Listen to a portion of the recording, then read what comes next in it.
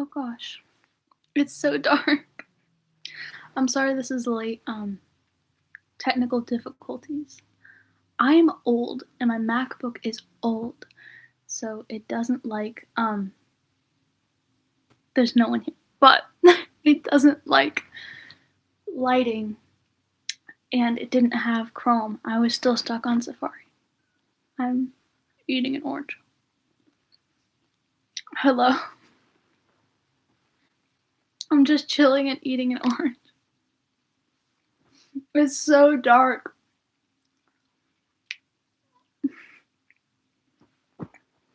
Let's see if I can get some better lighting. Be right back.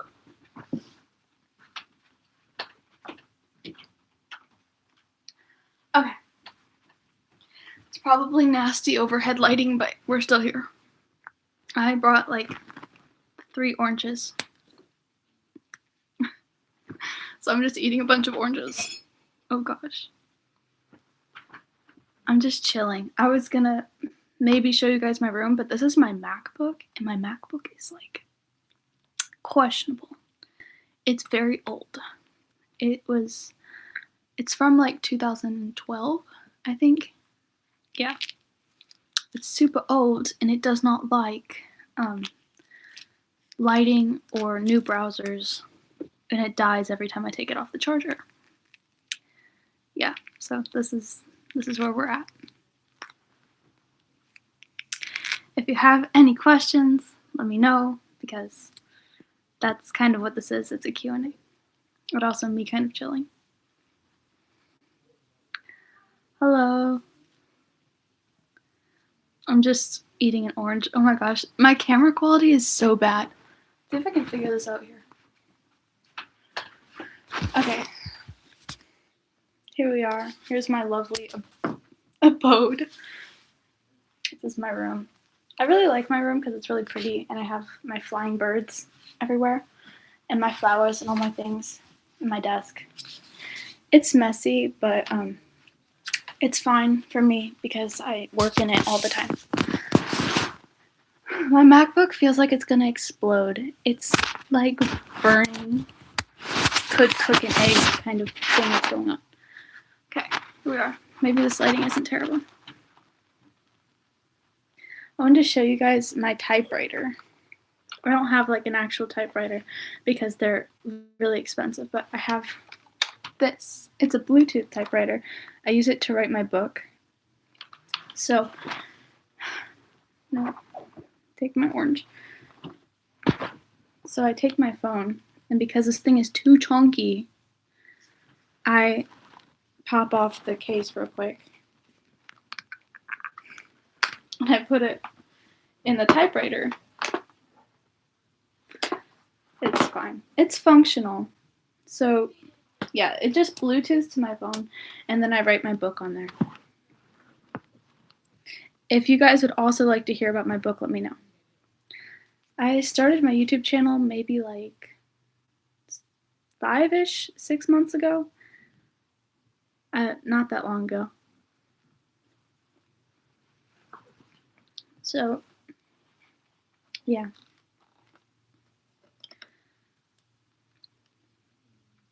Yes, we do like old stuff. I live really close to Old Town Wentzville, and there's a candy store, and it's so cute. It's got like all the old stuff and all these different desserts and ice cream and old soda. It's so cool. I love going in there, and the people are so sweet when you go in there. I can't get over how bad the camera is. Okay, I love questions about my book. So let me go here to Me Lovely Farn. I call it Me Farn, but because I'm just stupid. But here we are. So I have like an account. Oh gosh, this is my school account. But if I switch over to my regular account, it's called, I'm not sure if you can see it, but this is in fine black ink. So this is the left. This is the book I have that I wrote when I was 14, and this is the book I'm writing right now. So just click on there, and I'm gonna hook up my typewriter thing. There we are. And then I scroll all the way down. So let me move it. Yeah. I scroll all the way down. Yeah. Oh, wait, no, I turned my Bluetooth off for my work the other day. Bear with me. But basically, In Fine Black Ink is a historical fiction book that is about a young girl in 1912 who wants to be a journalist, but it was 1912 back then, so she was not encouraged to be. I work at Stacy's Gymnastics. Yeah, I'm a silks artist. I'm a silks coach, and I coach a bunch of other little girls how to do silks. I have a performance coming up that is kind of stressing me out, but that's okay. See if I can. Please connect to me, Farn. Yeah, it kind of is, but it gets so tiring. The other day I was doing a silks recital. Not like a silks recital, but my performance for the silks recital. It was so bad because the music is supposed to start when I'm spinning in the air, and the music started 15 seconds early, and I had to get up there and just makeshift what I was supposed to be doing, but none of it was on beat with the music like it was supposed to be. And for whatever reason, my typewriter is not connecting.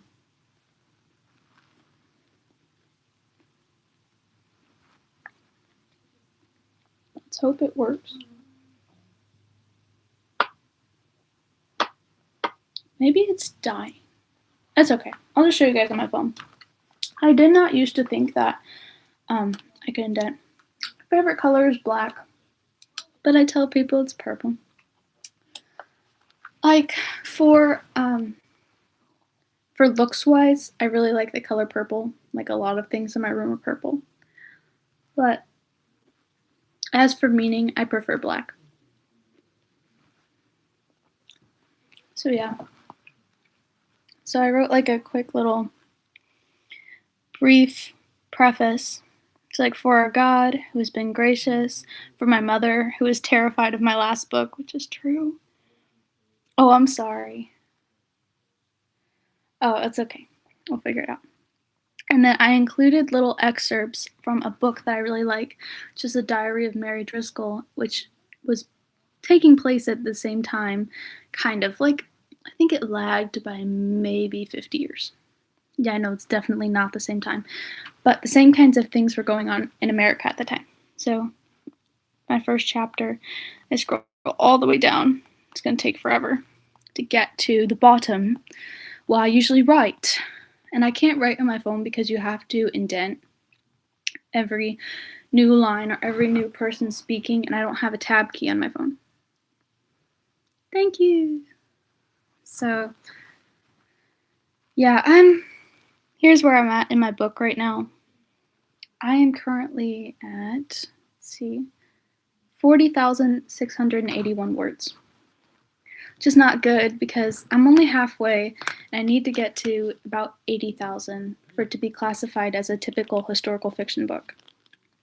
I'm thinking about cutting it short at just 60,000 because I've already reached my climax, which usually happens around the last, 10,000 words of a book.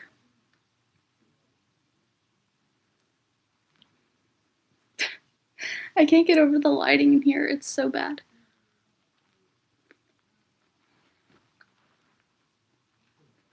Yeah, so for those who are interested, this is my lovely room.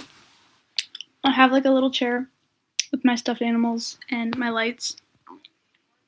And then this is my new bookshelf I got for all my books because my other one was completely overcrowded. So these are all the books I've read that I have on hand. I've read a lot more from my library. And then up here are all the books that I'm reading right now. And I always keep, so this is on my bed right now. I always keep my Bible and the book I'm reading on my bed because I'm always reading. But obviously the Bible has to go on top of it. Yeah, I have a lot of books. That's okay. And then over here, not sure if yeah, that's my other bookshelf that completely got overtaken. And don't mind that. Oh God, I can't. That my drawer is broken because that dresser is like vintage. It's very old. It is coming apart It's dying. And yeah, you guys don't have to stay for long, but if you have any questions, let me know. I might just be writing if I can figure out what's wrong with my typewriter and why it won't connect to my phone. Very sadly, it won't. It might be low on battery, but I feel like I just charged it. I don't really know what I'm doing. My phone was like full blast volume. That's great. My rabbit, she's down in the basement where we usually keep her. I'm not sure if I should go get her. I don't know, but if you want to meet my chunky fluffy dog, Dixie, I think I could snatch her real quick. Let's see.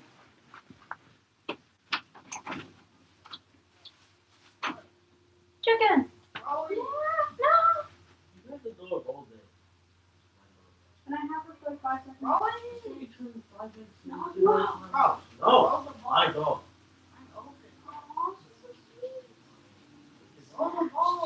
She's getting snatched.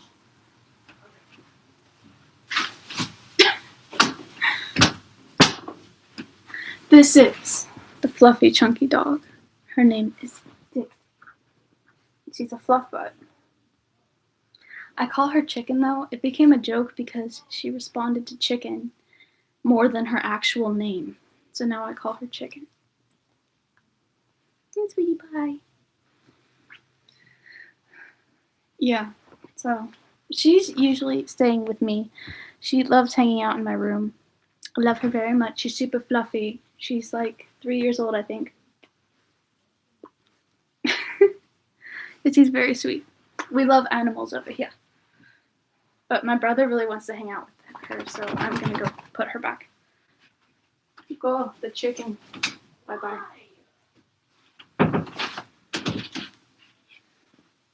She's pawing at my door again. Okay.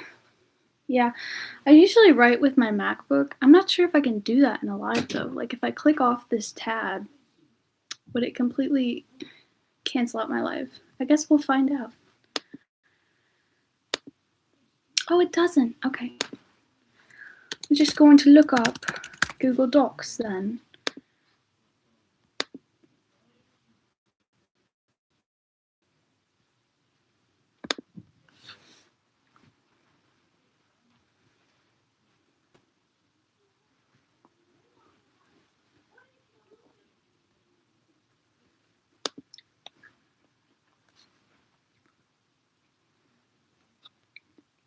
Yes, I sound British because I find a British accent.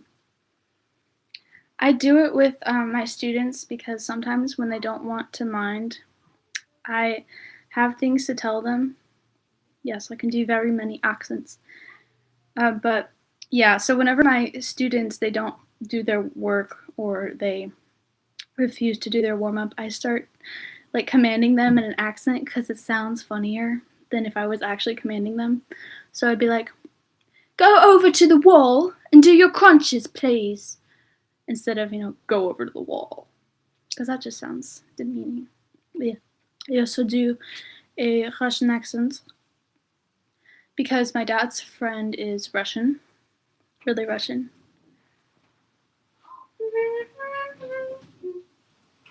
You want to give me the dog? Thank you. It's a brother. He just gave me the dog. He's fed up with me. Also, Ken,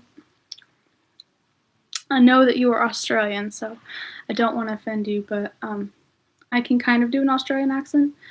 Like this maybe.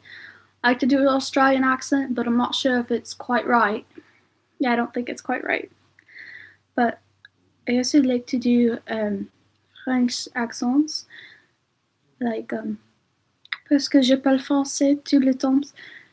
J'ai une French accent. That's nice.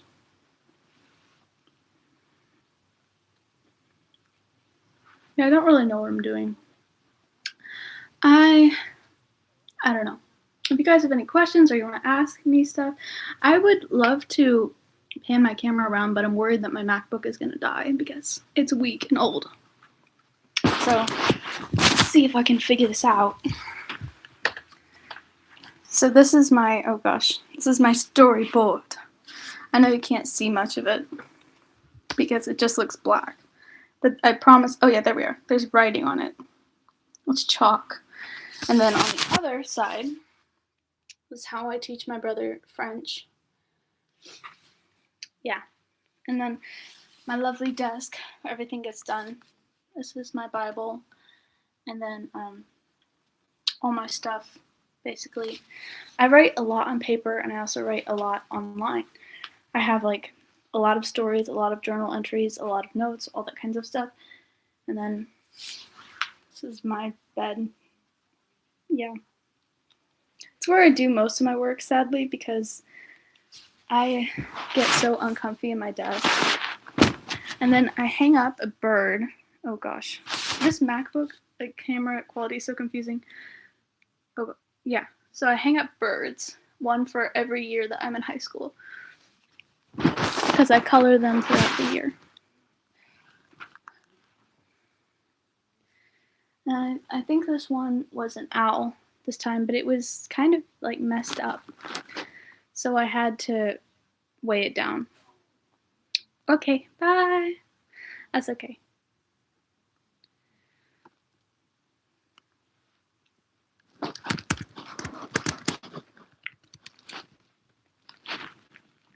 I don't know why I didn't just answer in words, but whatever.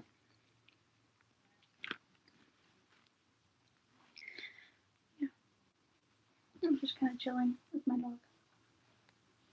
It's lovely.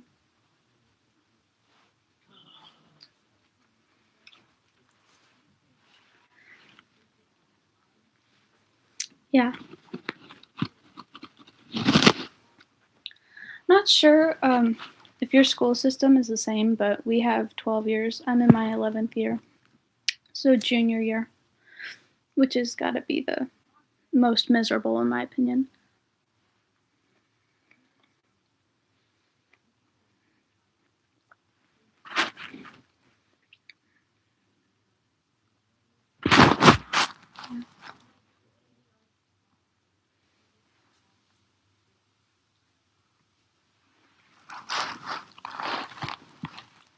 I actually have two Bibles, so I have a purple one over there with the flowers, and then this one also with the flowers. This is my write-in Bible.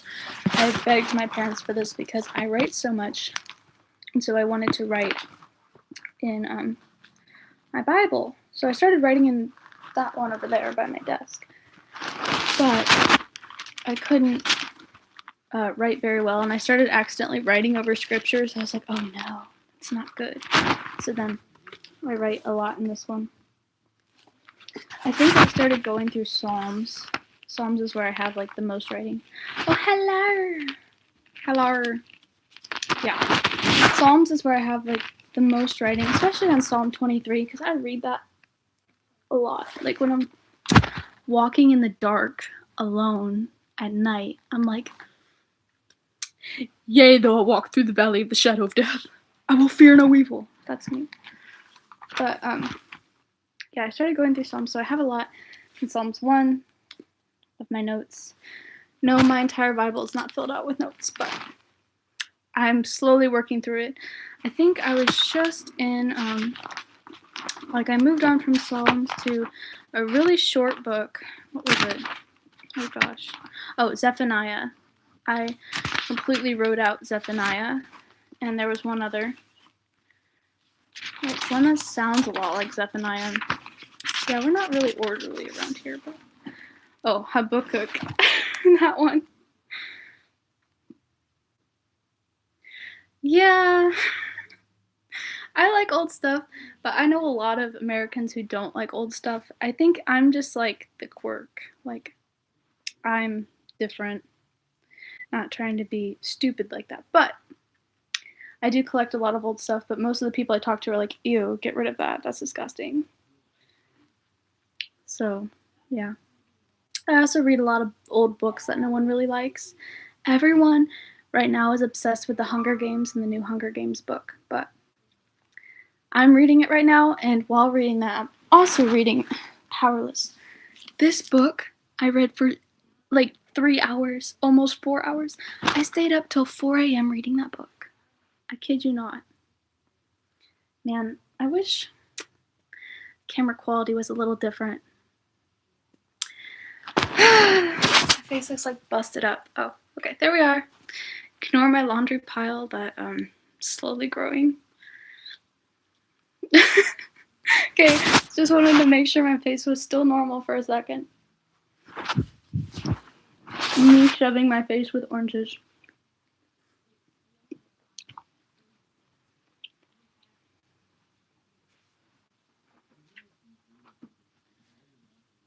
Yeah. I read a lot, but right now I've been kind of like a reading slump because I'm trying to read 2 books at once, and if I remember anything, that is not a good idea to read 2 books at once. I should know these things because you start like confusing the plot lines with the other book, and you start getting all the characters mixed up. Oh yeah. I saw your bedroom thing, Gospel Buds, and I was like, oh, he has so much cool stuff. It kind of looks like mine, but I have just a bunch of different stuff. Come here, chicken. Come here. She can't make the jump. Come on. Oh, I also love Hobby Lobby. Oh my gosh.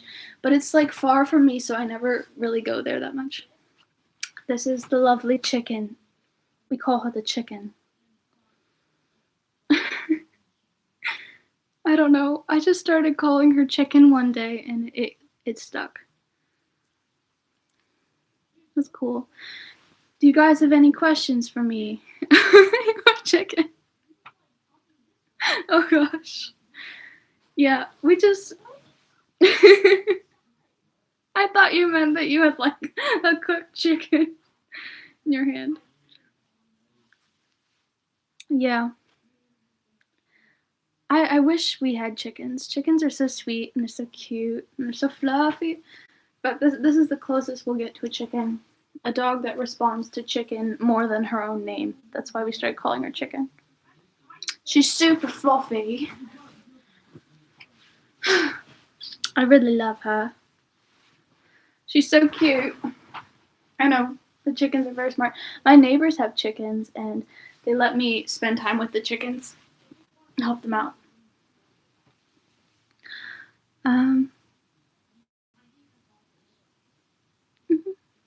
That's cool. I wanted to do a live stream because I feel like I didn't want to hide behind videos or something. Because I'm actually kind of like goofy and weird in real life. Like, I collect a bunch of things. I have a bunch of quirks. And of course I follow Jesus, which does not help my case at my school because if you follow Jesus, they're like, they already see you as weird. That's okay though. I guess it is fun.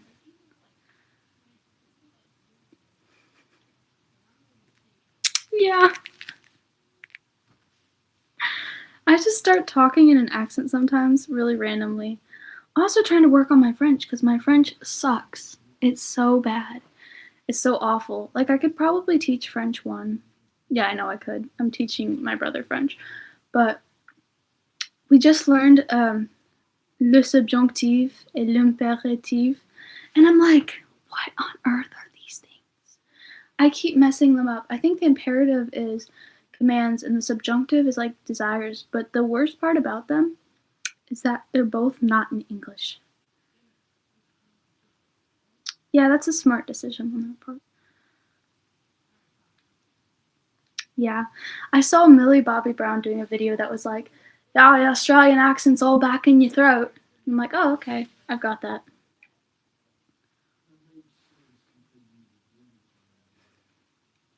I don't know. I got nicknamed Princess Belle up at my school because I'm always reading books. They said, you just look like a princess to me. And I was like, oh, okay. Cool, I guess. But I literally always have a book. I'm a little crazy about the books. Oh, that's cool. I don't know what that is. Sorry, but it sounds cool. I think I grew up. I'm not sure if anyone knows what this is, but like on Teen Titans, and Teen Titans Go, because I know that I'm not sure if they have it in Australia, but it's kind of goofy. It's kind of stupid. Oh, my favorite book of the Bible. Dang. I mean, I struggle between Exodus and Psalms.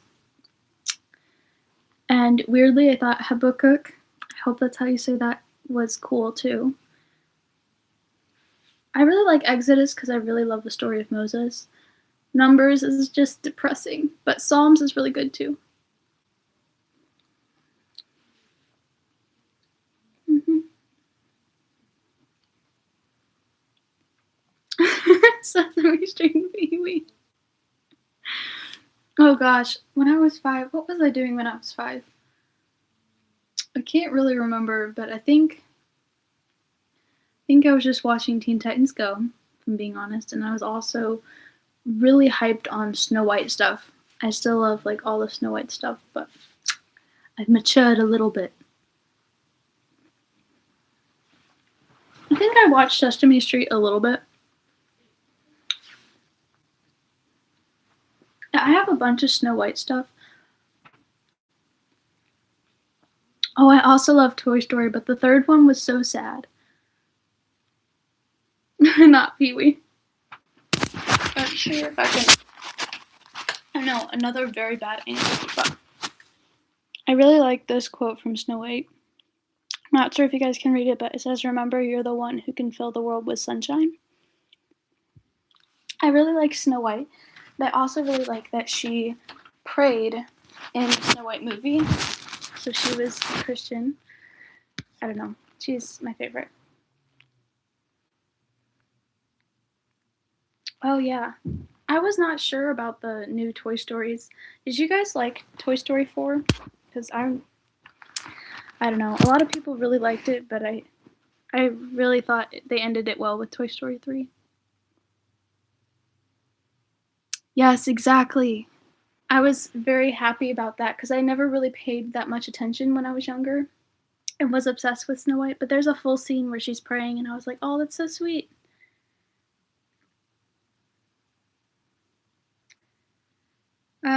Favorite movie? I don't know. It's probably either The Prince of Egypt. I really like that movie for the music and the message. And I also really like The Hunger Games just because naturally I'm a Hunger Games fanatic. Yeah, I have all the books. I'm reading the last one right now.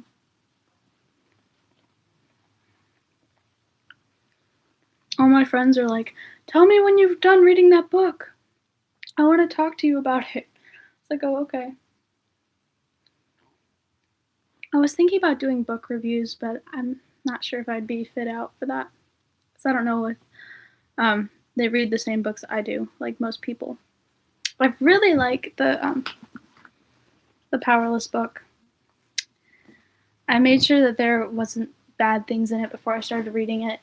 And I justify cursing in books and like dark stuff if it makes sense for the plot, but if it is not the focus. Like if you have a character who is a certain way that needs to be in the plot and they do some of those things, but it does not end up, them coming out on top or them being the main message of it, then I'm like, oh, okay, that makes sense. Like if there's a book about World War II and the German soldiers are cussing, I'm like, yeah, that's realistic. Yeah.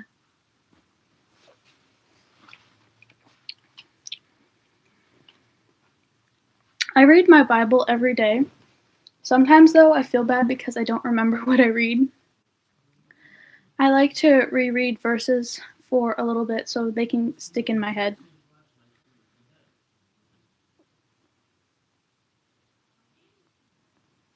Hmm. Oh, yeah. Maybe I should do that too. I write about them. Or like I write little quips to keep myself informed. I get the main message, but I'm not good at memorizing individual verses. I think one of my favorites is Psalm 119. Yeah, that's like The Lord is a lamp unto my feet and a light unto my path. But I forget which verse it is exactly. Let's see if I can figure it out real quick. Yeah, I wish I could memorize more verses, but I come into a slump sometimes and I'm not good at it. Let's see if I can find this verse I'm talking about.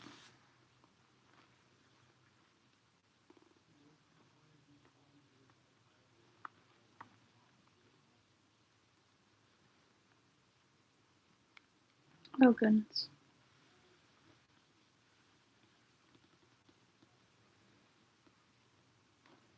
Yeah, it's basically the Lord is a lamp unto my feet and a light unto my path. Oh, yeah. I did see that. I saw it from a realism video, not because I watched it myself, though. I'm not sure if they're trying to be demonic. I used to go to a youth group, but the youth group was kind of weird.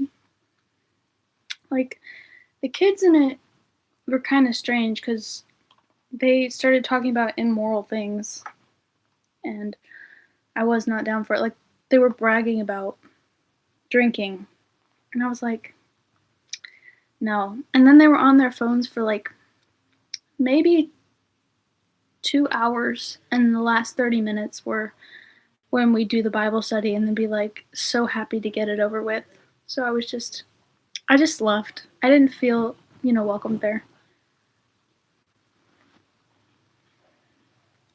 Didn't they mock Jesus a few years ago too in the Summer Olympics? Yeah, it put me off the rails a little bit. Yeah, I don't really know.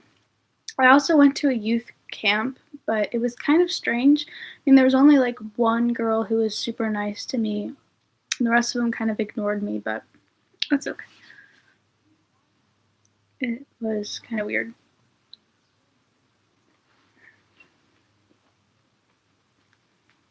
Let's see if I can find a better angle with this. I think I'm gonna have to take my charger somewhere else. I want to go over and work by my desk. Okay. The sweaters that my mom insists on not washing twice in a row because they're hard to wash. Okay.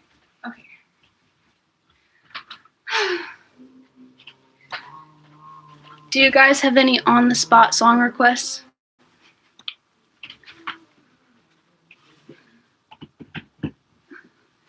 Let's see if I can. Oh, try to get the cord over here. Oh gosh. I don't know. It's kind of why church scares me because my last church was heavily appearance based, and they were like, if you are old or you can't sing as well, then you can't be a part of the worship team. And it just rubbed me the wrong way. I had this church choir leader who went off on me because I wasn't smiling enough, and I was just like, sometimes worshiping God does not mean smiling. Oceans by Hillsong United. Let's see if I know that song. That sounds familiar. I'm just looking it up very quickly. Okay.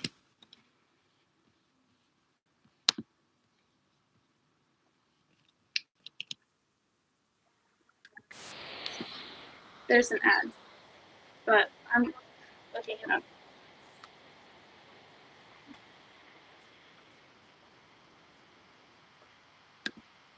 I also don't use my phone in church.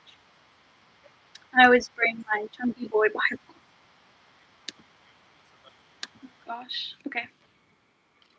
Why is this 9 minutes long?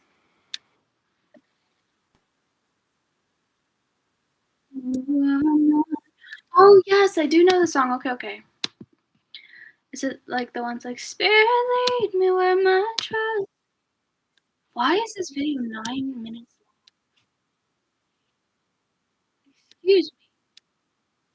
That's crazy. Okay. This song is. I haven't listened in a long time. It used to play on 99.1 a lot, and now it doesn't really. Okay,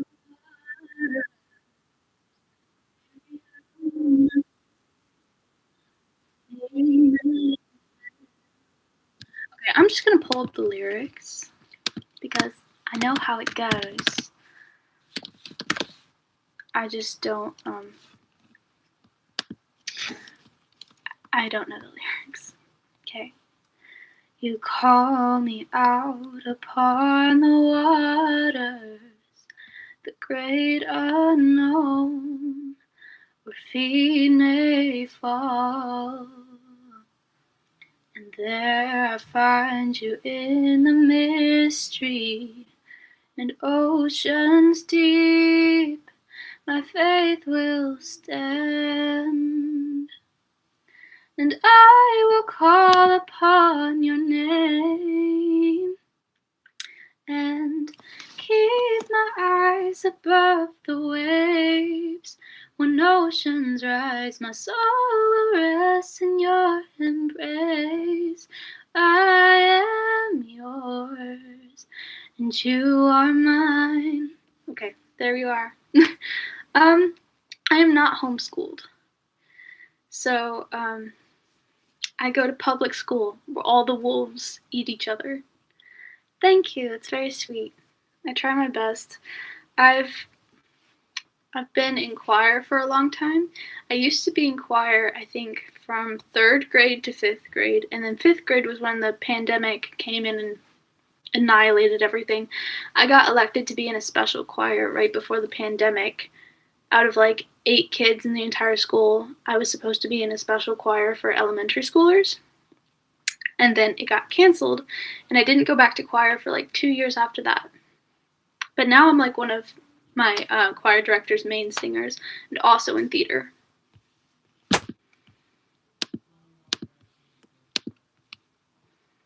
Also, I know that this is like a little bit extended, but if you guys want me to read you a part of my book, I would be,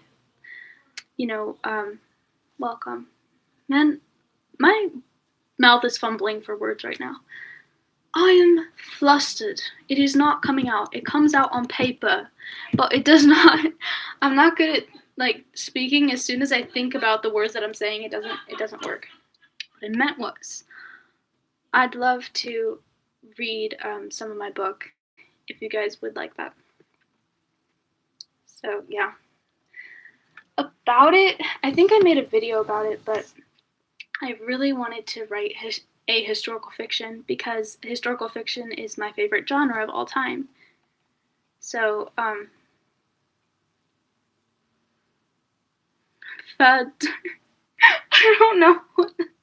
I don't know how to say that. Oh gosh. Okay. Let's see if I can figure this out. Everything in me wants to retort to a British accent. No, resort to a British. Words ain't wording, okay? Verdenken. I don't know if that's how you pronounce it. I'll be right back, mate. Right back. Oh gosh. Like, stuck in there. Hi, chicken. That's very dark. Very, very dark. Oh goodness gracious. Close. Okay, well, we're gonna turn on my other lamp here. Oh, that we all. Maybe there's light restored. It's a container. Yeah, that's about it. Okay. I looked back at the first chapter of it. Oh gosh, the camera's so bad. I wanted to figure out how to do this on my phone so that it didn't look like this, like from 2006, but that's okay. Let's see if I can. I'm gonna turn my light back on. I just don't like the overhead lighting. I think overhead lighting is strange, but here we are. So, what is it? In Fine Black Ink, it's basically taking place in. It is taking place in 1912, February 25th, aka 7 days before the window crashing campaign. And the window crashing campaign, yeah, I probably should do that. Let's see if I can figure out how to do that. I'm gonna get sidetracked again. Oh. I have a neck lamp reader thing. That looks even worse. Oh gosh, I can't with this right now. I can't do this. No, this is so bad. Okay, let's see if this works. That's okay. 2006, yes. I look like I belong in 2006. Oh, that actually works! Oh my goodness. If you guys didn't know, this is what I use because I'm such a bookworm that I read in the dark. So, oh, everything is reversed. Okay. For reading in the dark. I'm putting it as a crown on my MacBook so you guys don't have to deal with disgusting lighting. Okay, so, oh, it's okay. And Fine Black Ink takes place 7 days before the window crashing campaign. If you guys don't know what that is, which I'm sure you don't because I didn't before writing this book, it is the suffragettes movement that involved breaking as many windows as they can. So they just stormed the streets of London, bashing in all the windows with weapons that they had. And so my book is taking place within the first 6 days of this girl traveling to London and wanting to write a story about something the suffragettes did. She ends up joining the suffragettes so that she can write better about them, like for the experience. So I'm not sure if you guys read chapter 1. I'm not even sure if it was readable because I was trying to screenshot it, but I think it cut out some of the words. So do you guys want chapter 1 or chapter 2? I think chapter 2 is shorter. I could be mistaken though, and I'm not very good at reading. You would think I would be, but I'm not. Maybe it's just that I crumble under pressure. Yeah, so I include quotes from Mary Driscoll's journal at the beginning of every chapter. And for chapter 2, it was, even past the land of fallen angels, where the seagull has no voice, there lies America. 'Tis a sacred place where everyone dresses in red, the color of magic, and the roads are paved with gold. And that was a quote said by Mary Driscoll, Thursday, April 1st, 1847. Okay, chapter 1. Okay. So chapter 1, the quote from Mary Driscoll's diary is, gosh. Only sea and sky, I answered. Try as I might, 'tis all I saw. Okay. Let's see if I can do that. Does that work a little? Like if I put the lamp thing behind your back. Does this work? I'm just kidding. I'll figure it out. It's lovely. Lovely.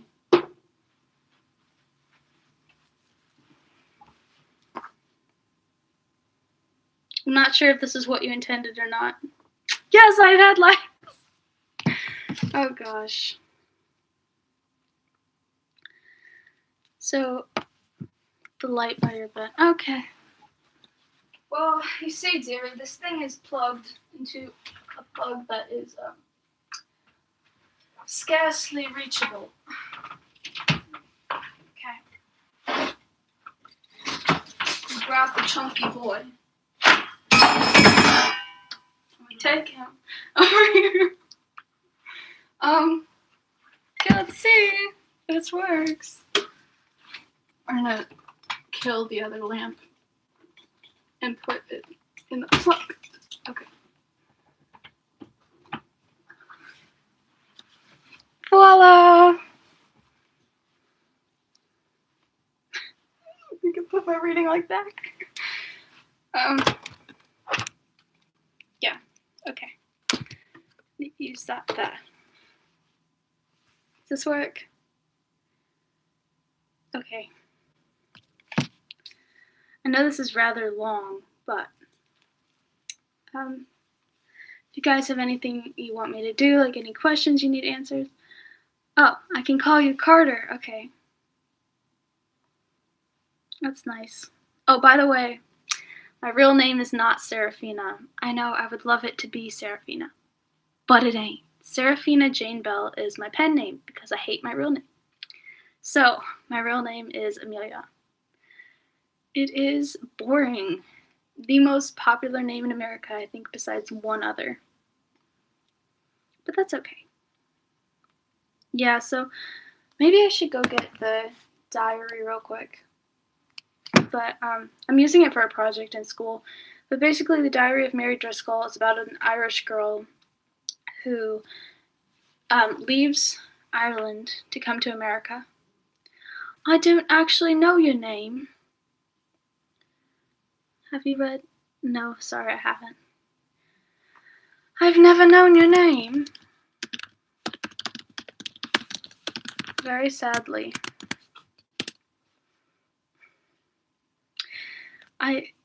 Levi. Oh, that's so cool. That's such a cool name. I know people named Levi.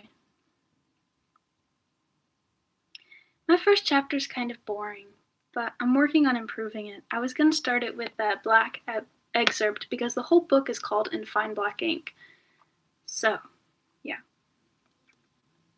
Basically, I wanted to include the excerpts from Mary Driscoll because it's about the same time period, like a little bit off, and she's also leaving her home place for America, but Cordelia is leaving America for somewhere else. Bye. Okay. I have 3 cousins named Levi. Oh, that's so cool. I'm not really worried about my work getting stolen, but in case it is. Oh, Anya? I really like the name Anya. I think it's really cool because I'm obsessed with Anastasia. And her name before she figured out she was Anastasia was Anya. It's also the like a really rich Polish name, and I think that's cool.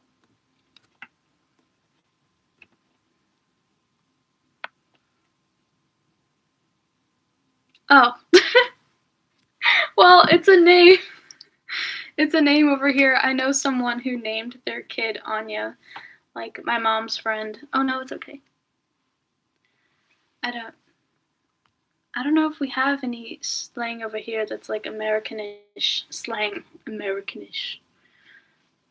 I'm saying that because I saw this girl who thought Americanish was a language. She thought that we all spoke Americanish, not English. So I think that's funny. But for those of you who are still here, would you like to hear chapter 1, like the full of it, or do you want me to just answer questions or end it? Much less proud of chapter 1 than I am of my latest chapter. It's okay. Okay. So the book should tell you everything, but I'm just going to start reading. I'm reading off my phone. February 25th, 1912. The notes are plain and simple. All anyone has to do is read them. In my travel journal, they tell of wherever I am and wherever I've been, all of my adventures. Then, and only then, anyone would be able to find me. They find them smack dab in the middle of England, making my way down the sidewalk as expensive engines flutter by and thick, accented English tongues linger in the air. Except that the chap would find that the notes are signed by Black-Eyed Susan and not of my name, Cordelia. They'd find that I didn't write to my friend Robbie, but to a mysterious someone I named Oak Tree, as he used to love to climb the ones at our orphanage. To be a good journalist, you have to take risks. You have to find the edge of your capability and breach it. You have to be very observant, taking in all of your surroundings and keeping them in your mind. You also have to be a man, and that is something I will never be. True, there are days, and many of them, that I wish to be a man. They have special privileges. No one bats an eye at them when they wear pants. They are respected as top priority and viewed as the stronghold of today's society. They are elected for most jobs and higher positions. Sure, there are women journalists. However, they are most always passed up, and if hired, only work as page editors. I'm seeing a different kind of strength on the streets and sidewalks of London, the kind that involves so many women that you have to look side to side to see them all. In some parts of the city, they march the streets, holding up signs for women's rights and wearing purple, green, and white. I see them shoot me strange looks as if to say, "Why aren't you in the fight?" They don't know that I am one of their peers alongside them in a different way. I'm the full package. I take the pictures, I hassle together a couple thousand words, and I make copies of my work to sell to the Newsies of Queens, New York. That is my tie with Robbie. He's been a paper boy for 5 years. Ever since the age of 11. With my wild dreams and his fearlessness, he tried to be like a big brother, even though he's only a year older. He is a tie to the newspapers. The past few years I've written swell papers, and he finds a way to get them out to the people. Jonathan Wilbur is the author of my papes. A common name, but Cordelia Ashmore is the loner girl who goes out to find the news. I am the one who writes them. I keep to myself and keep everyone at bay. Some are even convinced that I'm simple, but no, I just have plans to be elsewhere. I have been for a while hunting down a case on the streets of a broken and distressed London, England. The Newsies, like me and Robbie, are mostly orphaned. They take the only job they can get, then live for themselves, alone. That's why it matters to make friendships with them, like having a great big team that will be there through thick and thin. Not necessarily out of free will, though. New York feels like a big bear trap clenched around their ankles. If only they could just work elsewhere and make enough money for a train ticket, they'd escape the bustling city. I cannot count the number of times Robbie has asked me to stop writing, for there will be great consequences if my identity was uncovered. He hasn't bothered me much since more money started rolling in. When there's a little extra food, when he sells a subsequent amount of papers that day, and when the sky doesn't dim so hastily, he'll write letters to me. They go a little something like this. February 16th, 1912. Dear Black-Eyed Susan, I don't know how you convinced me to help you buy a round trip to London. I hope you make it home safe. Don't take anything from strangers. Walk like you have somewhere to be. Don't underestimate the Brits. They will steal you blind. Use pocket change to buy food. Only camp in areas where you know someone won't find you. Don't talk to anyone. Write your paper and come back home. If you need anything, or if you're in trouble, don't expect me to get you out of the mud. Your friend on the other side, Oak Tree. It's never a good idea to keep all your money in one place, especially in a kind of place like London, where all eyes falls upon you, even if there's a slight change in your appearance. In Queens, people rush by, only dedicated to what they and their family will eat that night. No one in New York notices anything. Everyone has their own needs there, and they all mind looking out for themselves. Being a girl like me, it isn't smart to carry a bag of money slung over my shoulder. Most likely that bag will be taken ruthlessly in just a matter of time. That's why Robbie let me take his big coat with me, so that I could hide my money in its deep pockets on the inside. February is when boys start lightening up on their dress wear for the winter. He'll be fine without it for now. I just have to get back to him before October rolls around and emits its first chilly, bitter breath. It's good to have a time frame, otherwise I'd never leave this big, glamorous city. The warm lights that shine on Big Ben at night, the excessive little shops that I'd give anything to shop in, the stores filled with the colorful candy and goods. Okay, taking a moment to pause. Are you guys good? It feels like an information dump. Are you guys doing okay? I feel like I'm just blabbing my mouth off. But yeah, basically, she's in London to write a story about her papers. Yeah, it's winter over here. I think there's still snow on the ground. Oh yeah, there's still a bunch of snow. She's trying to write about the suffragettes, but she's getting caught up in the city. Her friend back home is worried for her. Her code name for him is Oak Tree because she doesn't want their mail to be traced. That's kind of what's going on. My dog is scratching at my door, so excuse me real quick. Come here. It is okay. Come on to the bed. No, come here. Okay. Sit. There we are. Okay. So, I'm going to continue reading. I think there's only goodness. There's a lot left. Oh, wait. Maybe a few pages. Okay. Here we are. Okay, I'm going to start reading. Sorry. Words aren't wording today. The sunlight in my eyes is getting to me, so I decide to sit on a nearby public bench. With a coat filled to the brim with money, paper, and pencils, I can easily get winded from walking down the street on an especially bright day. The fumes from factories seep down into the city streets, intoxicating the fresh air and making it more humid. As an accommodation for all the letters Robbie has sent me, I will write one to him. I take out a yellow, slightly crinkled lined sheet of paper from Robbie's inside coat pocket. It cannot be too long of a letter, then he'll fall asleep while reading it, and it cannot be too short of a letter, for then he'll fret. February 25th, 1912. Dear Oak Tree, I can actually do quite well, and luckily I haven't had to camp at all or use much of the money that you gave me. I made friends with a designer named Miss Jeanette. She comes from France and has been benevolent to offer me a place to sleep at night in her shop. She's a nice young gal who prides herself in being kind to all people. I assure you, I am in good hands. She feeds me breakfast in the morning, and all of their food is up to me. I used her spare money to buy me some new clothes, and that's how I became friends. With my good sewing hands, she offered me a job under her roof as a seamstress. I graciously accepted. If I had any extra funds, I will send them to you. But for now, everything is all right, and I'll make sure it stays that way. Don't worry about me. Buy you and your friend some bread. Your barmy friend, Black-Eyed Susan.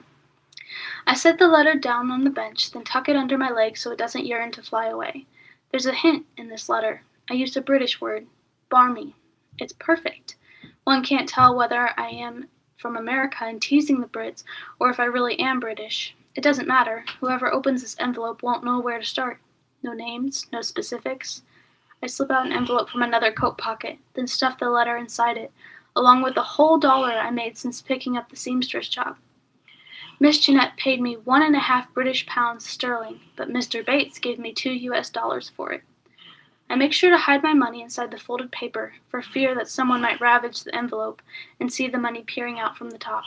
Money is much sought after, and it would be snatched up by some greedy or desperate hands if they had the nerve to. I don't think Robbie has ever held a dollar bill in his hands before.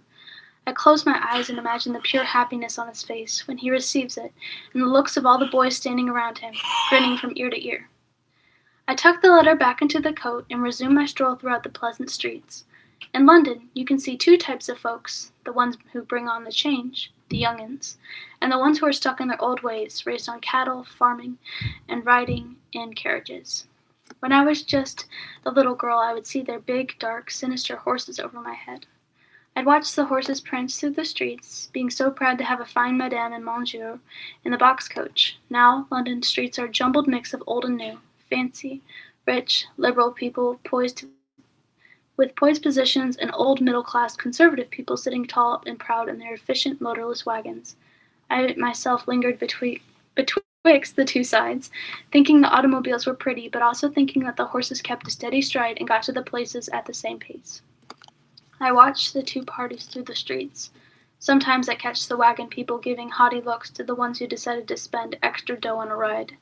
That's the way London is. It seems full of prejudiced eyes, glares, and city lights. Everyone's heart beats quicker, and everyone's thoughts move faster. The upbeat city and its people have me staring into the sky for some sort of answer. The sun sets lazily into the water under Tower Bridge. I delight in the orange glow off of the usually blue water. I watch steamboats make their way down the wide pool, always packed full of tons of cargo. Sometimes I think that the water is so full of steamboats that I cannot see it anymore. It cowers in the shadows during the day and hides under the menacing hulls come early morn.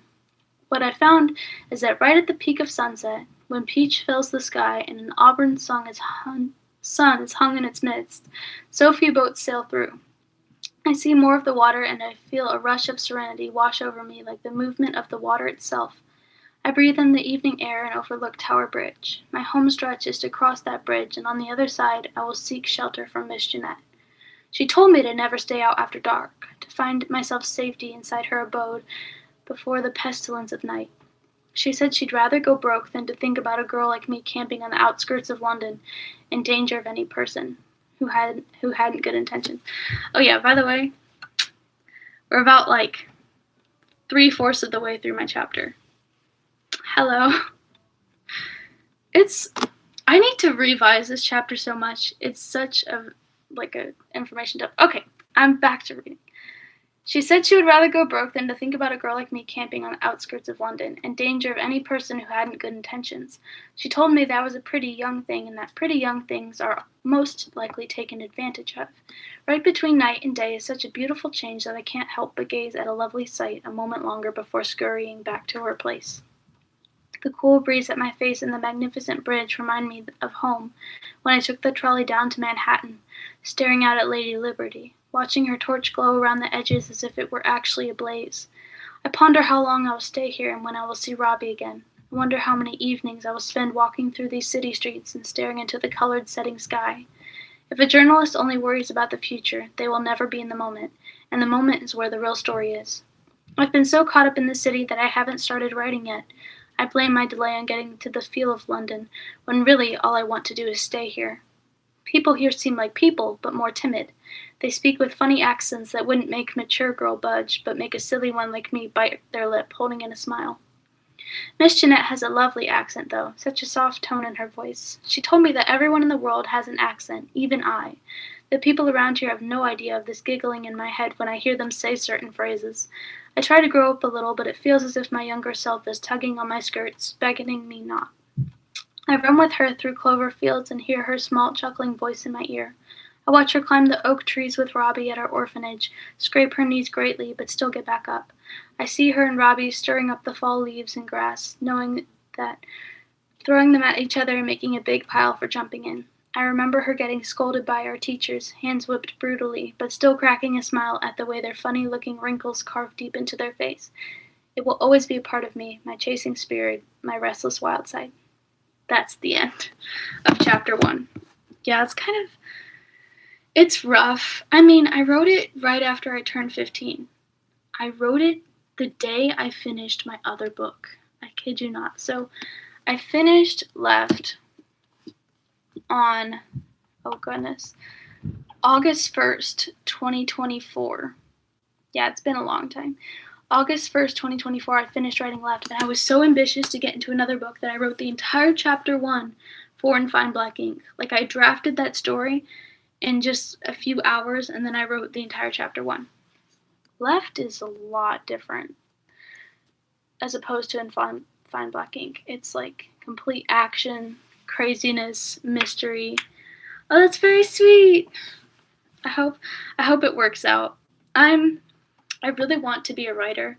And ever since one of my pieces got published, I had hope.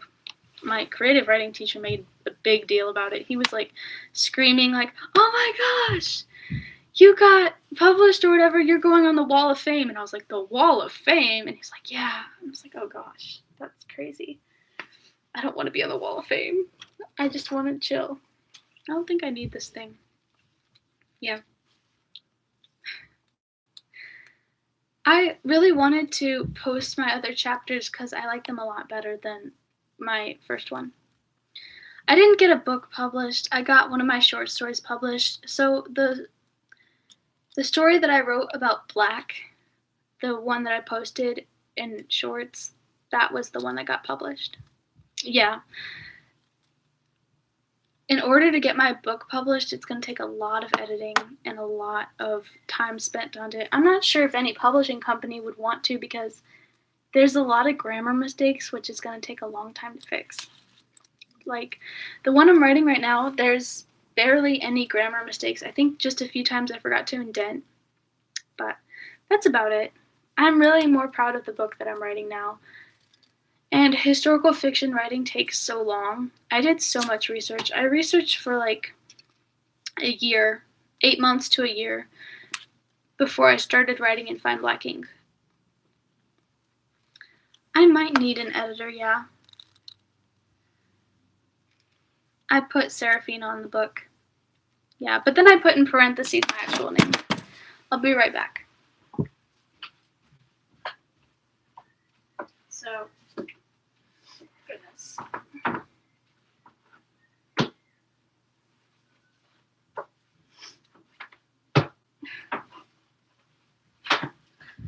Before I started writing In Fine Black Ink, I read all of these books.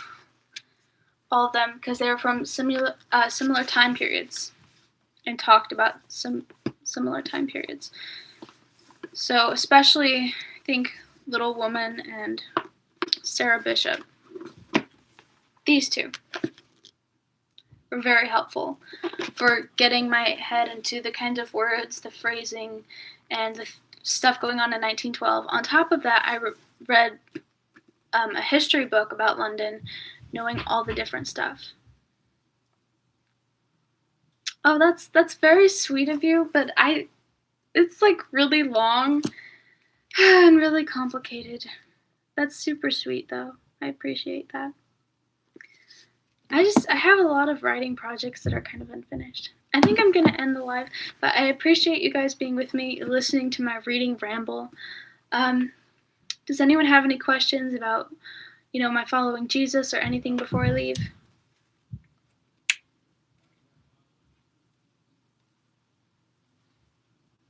Okay.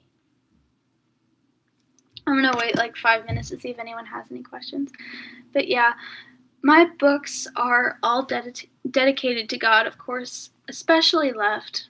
And Fine Black Ink, I've had a harder time incorporating God because the history stuff is so confusing.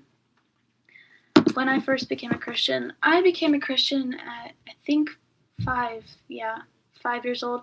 I was always raised in a Christian household, but I didn't really start applying God completely to my life until I was like 14.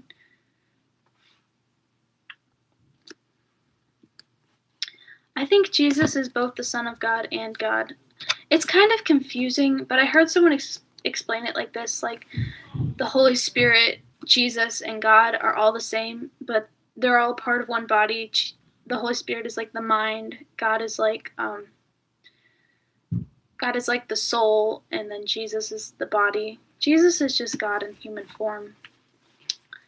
I think it's a little confusing. I think it's a little confusing. But yeah. I also really like praying in French to God, but people get annoyed with me when I try to speak French. Yeah, Jesus is God. It's just a little confusing because they were like, oh, he's the Son of God, oh, he's God. People always ask me about that. They're like, is Jesus the Son or is he just God? I was like, I think he's both. But yeah, I watched so many documentaries too about the suffragettes, and it's just so confusing. Can you speak tongues? Oh dear, I've tried that before. No. Most of the time when I can't pray to Jesus, when the words aren't forming, I just sing a song to him because I'm like, someone already wrote these lyrics at a time of need for Jesus. I was like, okay, I'll just do that. Yeah, but thank you guys so much for watching. This has been like really long. I love you all. Christ-like. Thank you, brothers and sisters in Christ. Okay, bye.